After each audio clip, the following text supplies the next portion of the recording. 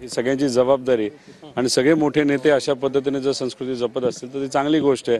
आमच्यासारख्या नवीन आमदारांना नाहीतर नवीन राजकारणामध्ये काहीतरी करून पाहण्याला जेव्हा काही आधीची पिढी ही संस्कृती जपते हे बघते तेव्हा आम्हाला नक्कीच आवडतं। पण इथं उपस्थित असलेल्या काही कार्यकर्त्यांना वाटतं ही राजकीय नांदी आहे असं म्हणतात ते।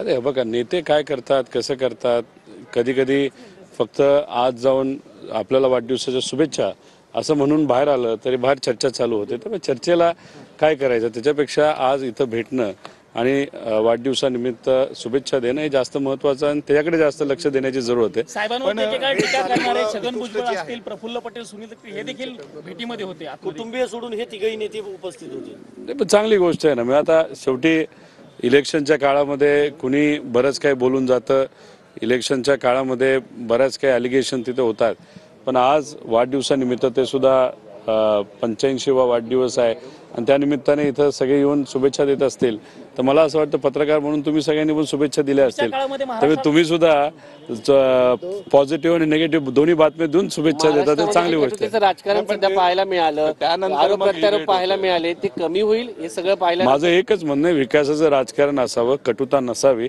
कटुतेमुळे फक्त टीका होत असते, त्यात कोणाचं भलं होत नसतं।